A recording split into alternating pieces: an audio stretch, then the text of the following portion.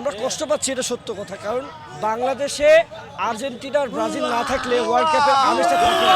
সেই জায়গায় আমরা যেটা মনে করি মানে দর্শকের একটু এই উন্মাদনা থাকবে, কিন্তু আমার মনে হয় ব্যক্তিগতভাবে নেইমারকে প্রথম থেকে না নামানোর কারণে আজকের এই বিধ্বস্ত একটা অবস্থা। নেইমার একটা স্টার প্লেয়ার, তার সঠিক ব্যবহারটা ব্রাজিলের কোচ করতে পারলো না, এই ওয়ার্ল্ড কাপে তার ব্যবহারটাই করতে পারলো না। আমরা ভালো খেলাগুলো থেকে বঞ্চিত হলাম, বাট এটা সত্যি আর্জেন্টিনা মানে অনেক কিছু, আর্জেন্টিনা মানে বিশ্বকাপ। মেসিকে আমরা আনার জন্য প্রস্তুত করে আসছি, ব্রাজিল হারিয়ে গেছে আমার বাড়ি ভাই। ব্রাজিল এই নিয়ে পাঁচবার নরওয়ের সাথে হেরে গেল। তারা তাদের 5টা কাপ তারা আবার 5বার হেরে প্রমাণ করে দিল যে আমাদের ওই কাপের যোগ্য হই নাই। বাপদাদা রেখে গেছে সম্পদ, সেই সম্পদ নিয়ে তারা এখনো নাচে।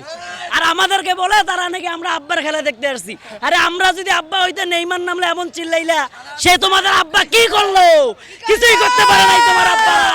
আমি জানি আজকে ব্রাজিল বিদায় হবে। কালকে আমার সকাল 10টায় ইংলিশ এক্সাম, এই এইচএসসি ফাইনাল এক্সাম।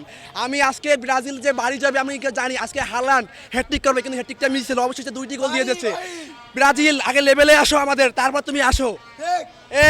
অনেক জায়গায় ভুল আছে ভাই। প্রথমে যে স্কোরটা ছিল ওইটাই ভালো ছিল, পরে যে নামাইছে নেইমারের নানা মানের একবারে পুরো ব্যাটার ছিল। এটাই ভাই, বলার কিছু নাই ভাই। অনেক জায়গায় ভুল আছে ভাই। এন্ডিক যে গোলটা মিস করছে ওইটা কোনো মিসের কোনো এটা কথাই হয় নাই ভাই। পরে যে পেনাল্টিকে গোলটা মিস করছে ওইটা বেনিরে দেওয়া পুরা ঠিক ছিল, কারণ আরও 4টা গোল করছে বেনি।